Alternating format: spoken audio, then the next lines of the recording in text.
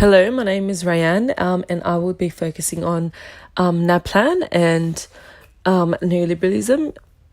So, the education policy in question is one developed in accordance with the Melbourne Declaration, and NAPLAN is designed and developed by the ACARA in accordance with the Melbourne Declaration on Educational Goals for Young Australians made by all Australian education ministers. And the goals of this declaration was that Australian schooling provides equity and excellence, and all young Australians become successful learners, confident and creative individuals, and active and informed citizens. A vision of democracy is one that is based on notions of equality and equity, and the current policies should represent notions of democracy but is slowly diminishing from sight. Neoliberalism is on the rise, greatly impacting the education sector. However, democracy provides the foundation for refusal of such a theory. High-stake testing, such as the NAPLAN, is encouraged by the government in order to demonstrate and maintain public confidence in the schooling standards. However, the issue is left for educators, as such high demands will impact on quality teaching and learning. The statistical results are actually used to account for teacher and school improvement. However, regardless of the limitations of testing such as the NAPLAN, policies concerned regarding the matter are still prioritised. The Commonwealth funding legislation extended NAPLAN from a state-based testing system to a national testing system, depicting its increasing prominence within the education policy. However, this resulted in schools being placed in league tables. And with the introduction of the My School website publishing NAPLAN results, it now allows parents to choose a school for their children, yet silence remains around issues of equity. Pressure to perform well puts pressure on teachers to narrow their teaching, even stop the curriculum to accord what is being tested. More classroom time is being spent on practicing for the tests, and less time is actually being spent on critical student learning and development. Some private schools even went to the extent of stopping the curriculum for a few weeks to solely focus on NAPLAN and picking up where they left off after the test is done. And this actually has negative impacts on the child, as the teacher is then left to rush the rest of the term in order to catch up to curriculum content.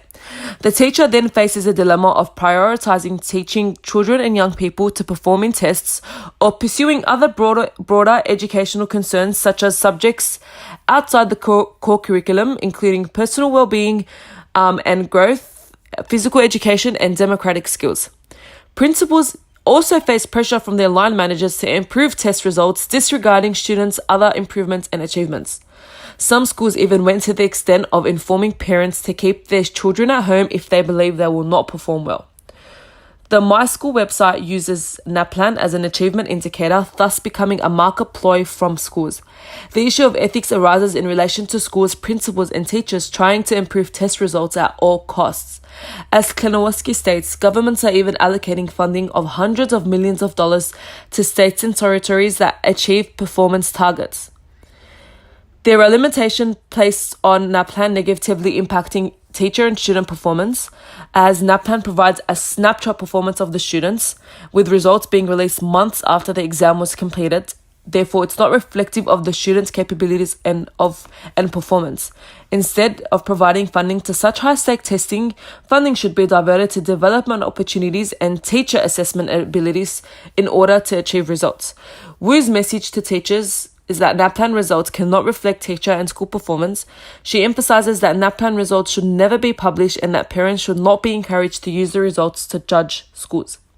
Schools have become education markets, with parents on the hunt for their best school. School principals are now like managers, with their clients being the parents and students. NAPLAN results being published on the My School website serves as a marketing ploy to promote parent choice. This causes parents to favour private schools over public, causing a decline in the public sector. Schools have now become central in economic markets and policy making. The shift can be as a result of neoliberalism. In Australia, government schooling system and curricula have been fundamentally reshaped by neoliberalism, and this trend continues with reforms increasingly driven by market-based logic. This is evident, as we see in the agreements such as the Melbourne Declaration on Educational Goals for Young Australians.